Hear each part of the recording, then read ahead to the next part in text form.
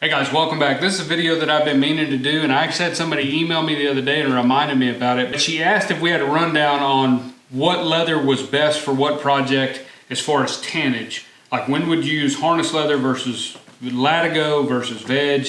You know, how do you decide what you're going to use where? I'm going to do it real quick because we can get into the weeds in this deal and you can get lost trying to figure out the exact specifics on each different tannage. And I'm not a leather tanner. I just use the stuff. I don't know how to make it. I don't know all of the details, but I'll give you my quick rundown just so you kind of have an idea of what I would recommend or what I use, you know, and what different purposes I use it for. The first one we're going to go with, because I'm a saddle maker, so this is the material that I deal in the most. I get it from Herman Oak Tannery. This is my preferred choice when it comes to skirting leather, which is what this is called. Wickett & Craig sells a really good quality product. We used to use Wickett & Craig for years and years, but I just like the temper and the feel of Herman Oak. That'll be another video on why I like one versus the other. This will be the first leather that we'll talk about, and it's just called skirting leather. Basically, it's full thickness. It has not been thinned down. A lot of times you can order your 3, 4, 5, 6, 8, 9, all those different sizes or thicknesses and the ounces. What that usually means is that they have thinned it on a band knife, a big band knife that actually takes the whole side and thins it down, so they're taking off some of the rough out or the flesh side of the leather. Skirting leather is going to be the entire full thickness, so you've got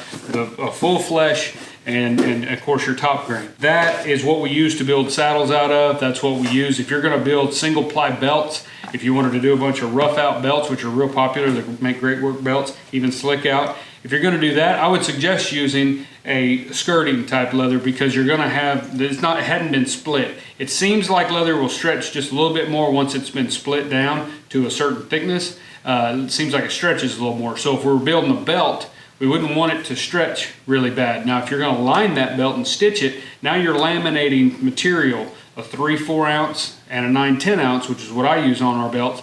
When you laminate that and then stitch it, you're going to take out a lot of that stretch. That belt's not going to stretch near as much as even a skirting leather belt. This is a 15 ounce, 13, 15 ounce leather is what I buy for our saddles and stuff, and it'll vary a lot, but it's basically around that ounce, and that's a big old thick piece of leather. You'd think it would never stretch, but it's just one piece, and so it will, over time, it'll stretch. Anytime you can laminate those pieces, just like plywood versus 1 2x4, plywood actually used in the appropriate spot is stronger than just say one piece of wood. And so that lamination really helps.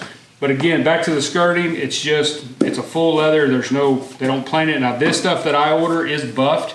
And so if you look at that, it looks really smooth. The rough out doesn't look real grainy or real shaggy. It's fairly smooth. They'll run it through a machine that actually sands the backside, and it makes the rough out nice and smooth. I enjoy it. I don't have to have it. If I have my choice, I'll usually order buff, just because we build a lot of rough out saddles down here, and it just seems to give me a little more consistency. But that skirting leather, you can get a 10 ounce skirting, you can get a 12 ounce skirting, a 14, you can get them in different ounces. Now that's basically natural weights. When they sort them, that's a lighter hide, and whether it was a younger animal, I don't know how the hides become thicker or thinner, you know, bull versus cow, stuff like that. But they're actually, you know, they would kind of be sorted out based on their weight. 13, 15 is about as heavy as I get. I think Herman Oak may have some 15 plus. I don't order that. This is plenty thick for anything I do. So what comes out of skirting leather for us is going to be stirrup leathers, fenders, obviously all the other saddle parts. We'll cut single ply belts out of it. I'll cut some saddlebags out of it. Anything like that you're going to tool. That's going to be the main advantage to this leather, is that you can tool it. And so if you're going to basket stamp it, here's a set of basket stamp youth fenders that we made for a repair that we're doing. This is cut out of a 15 ounce, 13, 15 ounce skirting leather, Herman Oak, and we can put a basket stamp on it. We can do floral tooling, you can do knife work, you can do a lot of things. Skirting leather and veg tanned leather is basically going to be a step up above rawhide. So rawhide is just de-haired, stretched, and dried. And so that's the rawhide, the hard, when it dries it's super hard, and you can braid with it, you can cover trees with it, stuff like that. And then if they take it to the next step, which is the actual vegetable tannage, then that's what gives you the what we know as veg tanned leather. And its properties allow you to be able to re-wet it, form it, dye it, tool it, paint it, whatever you're going to do, it's in a more of a raw state. There is a little bit oil from the tannage and stuff in here, but it needs to be finished. So anytime you're dealing with veg tan leather, it needs to be oiled and it needs to be sealed and finished. Not sealed like a lacquer seal, because most of y'all know I use tan coat, not versus the like Wyo Sheen or a lacquer based type finish, which I will use occasionally, but most of the time no, because we need to be able to oil this. This is not a finished product. This product, you can't just make a saddle out of this and then call the customer and send it out. You need to oil this, and you need to condition the leather and properly finish it so that the leather is actually done. Now basically, when you go into other type of leathers, like this piece here is a piece of scrap 9/10 ounce. This is basically this same leather. All they did was cut the back off. So they cut the rough out off. So if you're looking, or the flesh side, so if you look at these two here, you can see the buff there, that's a lot smoother. This looks machined. And if you order 9/10 and 3, 4, and 5, 6, and you order those weights, most of the time you will see that the rough outside is not very pretty. So if you're wanting to do a rough out belt, I don't suggest this because it looks machined. It doesn't look buffed. It just looks like, you know, like you skived that off. But for lining stuff or whatever, this is great. But the tannage on these leathers is the same. And when you get off in the weeds on different tanneries have different grades, a holster grade, a tooling grade, all these different grades. We're not getting into that. We're just talking about veg tan leather. Anything that you're going to tool, anything that you want to form, anything that you want to add some color to, add some different tones to, or paintwork to, or anything like that, I always suggest a veg tan leather. And so whether it's a skirting or, you know, your belt weights or anything like that, but a vegetable tan leather is going to be what you're looking for. Now if we get into something like this, this is an oil tan or a chrome type. This is actually a chrome tan. This is not an oil tan. This is a chrome tan leather. These are tanned with chrome chemicals, and so that's a little bit different tannage. It's not quite as natural. You're skirting, your dog can eat this. It's, you know, completely biodegradable. There's nothing in here. The thing that they tan this with is tree bark, and so that's why they make a tea out of tree bark. And it has it's a specific kind of tree. Don't get me into the chemistry because I don't know it. So that particular tree will have, the bark will contain tannins, which are actually what actually tans the leather.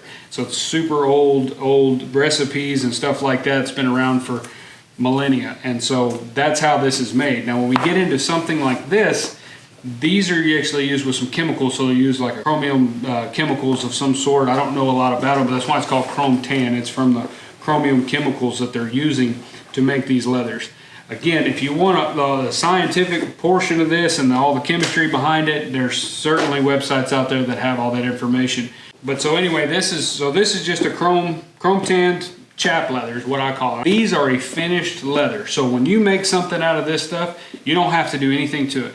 You don't need to oil it. You don't need to finish it. You don't need to put a coat on top of it. You can, and bag coat looks really, or tan coat looks really pretty on this type of leather, but you don't have to. You can make something out of this. My watch band that I made it out of some of this, put it on, been using it ever since. You don't have to do anything to it. Now over time, it's recommended that you go ahead and condition leather because leather needs to be conditioned. So I do recommend that. But you don't need to do anything to it. The drawback to it is it's a finished product. It's completely finished. You're not going to get water back into this to be able to tool it, so it's not going to tool well at all. You may be able to do some letter stamps in it maybe, depending on which one you've got, what type of leather you've got. Sometimes you can get it to take letter stamps or your maker stamp, stuff like that. It'll usually take that. But you're not going to carve a floral pattern into this. You're not going to basket stamp this. None of that. What these leathers are usually good for, what I use them for, is a lot of lining. So we'll line guitar straps. We'll line, I've even lined belts with them. They make great belt liners, especially if you got somebody that works outside and you're making a work belt. This stuff resists moisture really well, and so that belt won't sweat out as much, and so it'll last a lot longer if you do line it with some of this. One of the deals with them is they're usually really soft and pliable. They're not very stiff. This stuff's here, it's got a lot of body to it. It's got a lot of temper. And so that's why I like it. You can get some stuff called glove tan leather. Hide House out in California sells a lot of glove tan, what they call glove tan chap leathers, and they're fantastic for making chinks or shotgun leggings, any of that kind of stuff. They're really, really comfortable and soft, and wear really, really nicely. But that's your chap leathers. That's, you know, these are pretty much going to be used for gussets and bags, purses. You can make a whole purse out of this stuff. You know, lining different products, different things. They come in a lot more colors. Obviously, this your Veg Tanned Leathers are going to come black, russet, chestnut, and a few different colors here and there, but mainly earth tones. But on this stuff, I mean, you can get this stuff in hot pink, metallics, anything, any kind of chap leather. Now, normally on the weight on this stuff, you're about as heavy as you're going to get is about 6 ounce, maybe 6 to 8 ounce. But they're usually going to run 4 to 6 ounce, 5 to 7 ounce, somewhere around there, which for bag projects and backpacks and different briefcase stuff and gussets and straps, you know, you double ply this, make some really nice straps, even a real nice belt, just 2 pieces of this, you know, you'll end up around that 10 ounce. But you're not going to be able to get the heavy weight. You're not going to find this chrome tan leather in a 13, 15 ounce. The majority of the hides that are that clean, that big, and that thick are going to go into the skirting leather, depending on where they're at, as far as where they're at in the world when they're harvested and where they're going to go to. That's chap leather. Now let's do some harness leather. So this is a piece of 15 ounce plus. No, this right here actually, this one is actually a 12, 14. But this comes in anything, I think, from a 10 all the way up to a 15 plus. And this is Herman Oak harness leather. They call it the Herman Oak Old World harness. This stuff is the best harness leather I've ever used. I've used Wicket and Craig. They make a really nice harness. I've used a few other types of harness leather, and there's some good ones out there, but Herman Oak's, to me, can't be beat. It's the best harness I've ever used, and I don't use a lot of it anymore. We may in the future. At the new store, we might start carrying a few bridle reins and headstalls and stuff like that for some local folks or whatever, but in general, I don't use a lot of this anymore. I use it on a few pieces on saddles, and so I keep some around. This leather right here is actually the skirting leather. If I understand everything right, they make skirting leather, and after this leather's done, then they re-tan it into, or they have the option to, they can take it like an overrun of skirting and then go back in and make it into harness. So basically all they're doing is taking skirting leather, and then they fill this with oils and fats and tallows that are going to basically finish this leather out. So they'll take the skirting, finish it out into a harness leather. This leather is going to be really, really easy to cut. It cuts really smooth because of the wax in it and because of the tallows in it. It does form. You can, if you skive it down to get it thin enough, you know, where you want to form it around something, it does form real nicely. It actually braids kind of well. It's difficult to work with, but it does braid well. It will stretch a little more than your skirting leather will. It's really good stuff. You can actually tool it as well. I've actually seen some saddles. There were some folks making some saddles for a while for a big company, and they were using harness leather, this leather right here, and they were tooling it, and stirrup leathers were out of it, fenders, swell cover, everything was made out of this. They were really neat. They were really neat, and it actually does tool. Again, you're not going to get water into it really well. You've got to case it up really well because it's made to resist water. So this stuff being finished, that's what it's made for. It's made to resist all the elements. And so again, this is a finished leather. You can get I buy backs. When I buy harness leather from Herman Oak, it comes in a back. And so basically they cut the belly off. I've got the full length of the hide, but I have no belly. It's a little bit more per pound, but I'm not paying for the waste. And for me, in my shop, I don't have any use for the belly. And so they end up, eventually I trip over them too much and they get thrown in the trash. And so we just pay a little more per pound and then don't have to buy the belly. But you can get a back or a side of this, straight edge it, and cut you a bunch of bridle reins out of it, which is predominantly what this leather is used for, is bridle reins, headstalls, harness work, you know, like actual building harnesses for the lines and stuff. You can cut them out, make your reins, edge them, you know, whatever. You don't have to do anything to them. Now I do oil and condition. I've got a little process for our bridle reins that we like to sell. Everybody's got their own little process to make a good pair of bridle reins. But you don't have to. You could make a pair of reins out of this and go use them for the rest of your life, and you don't have to do anything to them. But this is another leather that you can buy and use, and it's finished. When you get it, it's ready to go. And it makes really nice headstalls. I will say, if you're gonna buy reins, I buy the 15 plus. I think that's what it is, 15 plus. It's the heaviest one they sell. Weaver sells it, and it works really good. You get a really nice bridle rein with the end of the very end of them is really thick and almost weighted. And so they feel really nice. If I'm just using it for our hobble straps and stuff on our saddles, or making headstalls out of, or just small tack items, or tug straps on breast collars is what I use it for as well. I'll usually order around the 12 ounce, 10 to 12 ounce. I may even go down to that 10 ounce just because they don't need to be that heavy for tug straps and stuff like that. But again, that's harness leather. That's really handy. Let's check out Latigo. All right, so this is a piece of Herman Oak Latigo. I'm not going to dive into the different types of Latigo because I'm very particular with Latigo. Honestly, Herman Oak Latigo is the best I can find at the moment. The thing, real quick though, the only thing I don't like about this Latigo is that it is a veg Latigo, and I prefer a chrome based Latigo because it's going to hold up a little bit better. This Latigo here is basically, again, just like the skirting, it's a veg based product. There's no harsh chemicals in here or anything like that, or anything different. It's just a veg tan Latigo. It's got great body to it. It's got a really nice consistency, a very nice finish. As you can see, the outside of this leather is very nice and finished. It's very good, but it's dry. And that's why I prefer the chrome-based type Latigos that are a lot more pliable. This is another Latigo here that's just an import that I get from Weaver. It's got a lot more wax in it, a lot more tallows in it. It's just it's not as dry, and it just feels a lot better. This is I think it's a 6 ounce. I buy this for lace leather, is all I use it for. I buy this, I cut, you know, 1/4 inch to 3/8, whatever I need, and I'll do the braiding behind the skirts or any kind of buck stitch and stuff like that we can do with this, and saddle strings. I cut a lot of saddle strings out of this stuff, and I just buy this weight just so that I don't have to pull it down, and it makes a really nice product.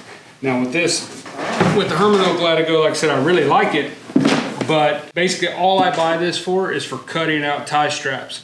Tie straps, off billets, lining my flank straps, lining billets, flank billets, things like that, lining breast collars. That's pretty much all I do. Like this here is a belly that's left, and you can see I've already cut out a flank strap liner out of it. So it works great for all that stuff, but for my Latigos, I'm not super happy with it for Latigos. It makes a nice Latigo tie strap, but it does not make the one that I really like. And so, but Latigo sometimes can be really hard to find and really hard to get a consistent product every time. So you may get one in that's just beautiful and perfect, and then order the same kind from the same company and get the next one, and it's pretty trashy. And the Latigo honestly is the weak link between your girt, especially if you're riding with a nice hand woven girt from somebody that you spent some money on. It's a good girt, you trust it, you had a handmade saddle made that's built right, that you trust the guy that made it, you've been riding his stuff, you love it. That Latigo between that girt and that saddle is the missing link, or the weakest link. To me, that Latigo is almost as important as the other two. I'm really particular about Latigos, and so some of these I'll really pick over. When I cut one out, I'll really look at it and kind of check it out, and if I'm not happy with it, I won't put it on there, because that's the only thing connecting that saddle to that horse, and if that fails, you know, have trouble. And it's not like it's going to break the first time or they're that bad. These are never that bad. It's not like that. But it's just one of the things. The Latigo is getting the most work on the saddle, especially. It's getting used the most. You're always ungirting and girting your horse up all the time, every day, you know, at least twice a day when you saddle him or when you unsaddle him, and oftentimes more than that. And so that Latigo gets a lot of work out. And so we want to make sure that that piece of leather is the absolute best piece of leather that we can find. And so for right now, Herman Oak is the one that I'm using, and like I said, it's pretty dang good, but it could be better. It could be more of a chrome-based tanned leather and a lot more wax and a lot more tallows and stuff in there, almost like a harness. And I would use harness leather if I thought it wouldn't stretch as bad. That is one thing that's really nice with this Latigo. You don't get as much stretch. This stuff here, the reason I don't use their version of this weight is because that leather stretches really bad, and so I'm not a big fan of that for Latigos. So we're sticking with the Herman Oak. It's got a good temper, good feel, it's consistent, and then I just do my treatment to it after the fact, because you can oil this, you can finish it, you can condition it, you can add your own tallows and your own stuff. I use Skidmore's leather cream. I put olive oil on these. When I cut Latigos, I'll do olive oil, Skidmore's, let that soak in overnight, and then a lot of times I'll go back over it again with a little bit of Skidmore's and then let that dry, and then go over it with some tan coat.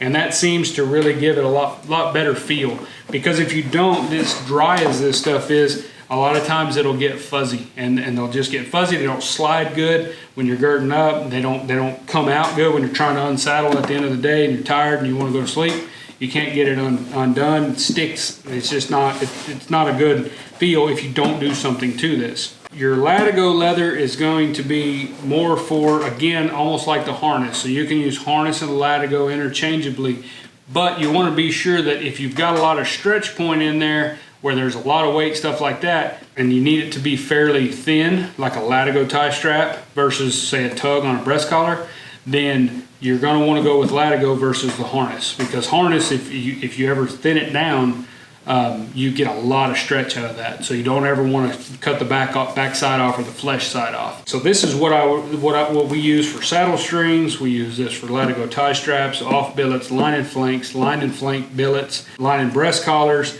You can actually use this to make saddles out of, especially the Herman oak, because it is a veg tan, so it will take water, it will form. You can tool it. You can make a really beautiful saddle out of just veg tan Latigo from Herman oak. It really looks cool. But the only thing is, one of the drawbacks to Latigo, you might say, why don't you line belts with it? Because it's beautiful leather, beautiful burgundy color. Sometimes that burgundy will bleed. And so if you ever ridden a gray horse and you've got a Latigo tie strap, like a real Latigo, not nylon, you'll usually see that burgundy staining their hair. You know, I mean, they're gray, and now you've got burgundy on them. So my little girl's pony is gray, and so every night she's got Latigo stains on her. So that's just part of Latigo. So that's one reason I don't use it lining belts, just because. And Herman oaks doesn't seem to bleed at all, and I think it's because it is a veg tan. Like I said, this has a lot of advantages being a veg tan, but for me, what I'm looking for, I'd rather see something a little more like a chrome tan. But it's a really good leather. It's really handy if you got a saddle shop or a tack shop. You're going to need to have some Latigo. You could certainly make briefcases out of this. It's got a lot of stiffness to it, a lot of body. It's not really soft and flexible as far as like the Chap Leathers or something like that. Now this one here, like I said, from Weaver, this imported one, I would call this a finished leather. You wouldn't have to do anything to it. Again, I condition. I can't leave stuff alone, so I'll put Skidmore's on there and bag coat or tin coat on there and do that. But this stuff is almost like a harness. This here, being a veg, I would recommend putting oil on this and then sealing it with tin coat or something like that, just to give it some shine. But when you do oil this, that burgundy, it turns out pretty dark. It almost turns out like almost black. You know, it gets pretty dark. Still looks burgundy, but it's almost black. But that's Latigo, and it's got a lot of uses. You can certainly make headstalls out of this. Again, I've made a bunch of Latigo headstalls, and they're great. If you're riding a gray horse and you got a Latigo headstall, sometimes you get the Latigo ring around their head where that headstall was. So it's just from sweat, and so it just bleeds. That's just part of it. One thing to keep in mind because of that is, I got this one in particular I know bleeds. This roll won't sit on this piece of leather very long because I've done it before, and it will stain the leather that it's sitting on. And so that's one drawback to it that you got to be careful with. This one's not bad at all, but I still don't let it sit there just out of principle. So those are the 4 main leathers that we use in the shop. There's a ton more out there. There's all kinds of different variances in between and all that. But if you'll just remember, there's 4 main ones. Chap leather, which can be chrome tan, an oil tan, a glove tan. There's all kinds of different little recipes in there, but your first one's just going to be your chap leather, which is a finished leather that you can make leggings out of, bags out of, gussets, lining stuff with it. There's all kinds of really handy uses for that. It's only going to come in a little thinner weights. It's not going to come in anything real thick and heavy usually. It's going to maximum to be 6 to 8, somewhere around in there. Then you get into your Latigo leathers, which Latigo is going to be more for tack type items, tug straps, breast collar lining, flank billets, tie straps, obviously, lacing, braiding with it, making saddle strings out of it, things like that. Great leather for that. Any kind of tack or headstall item, stuff like that, it's great for it too. The harness leather, which is going to be for tug straps, again, you can line stuff with it. If you get it thin enough, you thin it down, you can line with it. You're going to make bridle reins out of it, headstalls, a lot of tack items, a lot of harness leather items, stuff like that. Those 3 leathers right there that we just mentioned, the Chap, the Latigo, and the harness, are all 3 finished leathers. So you really don't have to do anything to them. You can make something out of them, ship it out, or get to using it. You don't really have to do anything to it. You can, but you don't have to. it's what we call a finished leather. It's ready to roll. Then we get into your veg tan leathers or your skirting leathers, which is, if you're following us on this channel, since we tool a lot, this is mainly what we're using most of the time. This is an unfinished leather that needs to be finished by the maker or you. Whenever you're done tooling, it's still raw, so to speak, so that you can dye it, color it, paint it, tool it, stamp it, form it, whatever you want to do with it, and then finish it after that. This is going to be predominantly the leather that we all as leather craftsmen have experience with, and things that we make for people are almost always going to be on a veg tan leather. Now you can get these in a few colors. The Chap and the Latigo, actually, the Chap Leather you can get in any color you want to get. Like I said, there's a lot of different tannages in there, but you can get that in any color you want. The Latigo used to come in a bunch more colors, but you can still find it occasionally in not just the burgundy and the black, but sometimes you can find green, sometimes it's blue. Like there are some colors in the Latigo, but they're harder to find. Most of the time it's going to be black or maroon. The harness leather, black, obviously, because almost all your harness leather, true harness stuff is black. So black, russet, and I'm pretty sure that's it. Like they don't really have a lot of colors available in that. Some companies may have a few different colors, but mainly earth tones. And same thing in this. You're going to get, you know, this, what I use is just usually a russet. If somebody wants a dark colored saddle, if they want a really, really dark saddle, I will usually order a chestnut special for that project. I prefer to talk them out of that because that throws off my orders, my leather shipments and stuff, because I've got to order a special color. And so we try to keep it simple as we can. And so if they want dark, we darken it as dark as we can, and then it'll get dark over time. You can always go darker. So, but that's the leathers. That's the four main ones. And outside of that, like I said, you can dive into the weeds on that. You can find out a lot more information on other people's websites, blog articles. Call up your guy you get your leather from. Talk to somebody at Tandy. Call Larry Lewis Leather Sales, and Robert can explain to you way more than you want to know about leather and different tannages, and especially when you get into the exotics and all that stuff. That's a little rundown just to kind of show you what some of the uses are, why you would want to have some, maybe some different things you didn't think about. Check it out, play with it, get you some scrap. You know, I don't suggest buying, 10 sides of something till you played with it some and know that you're going to have a use for it. The good thing is the harness leather is going to be your most expensive out of this deal.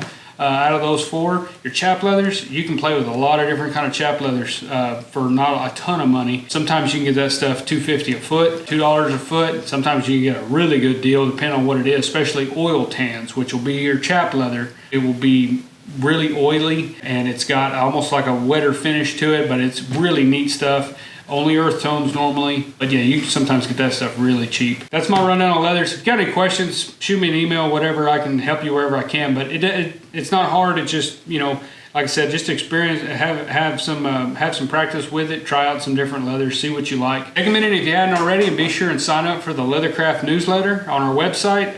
Like I said, we can just kind of keep you updated on what's going on, different things and events. Like I said, as soon as we get moved down to our new location and get set up, maybe kind of towards the fall or something, but we're going to try to hopefully have us a class schedule and things like that where we can kind of start getting you all updated on what's going to be happening in the new shop. And we will have a lot more room where we can hopefully have some small workshops and stuff like that. Check it out. Visit dgsaddlery.com and you can get signed up for the LeatherCraft newsletter. And we really appreciate it. If you haven't subscribed, be sure to. If this is your first time here, be sure and hit that subscribe button.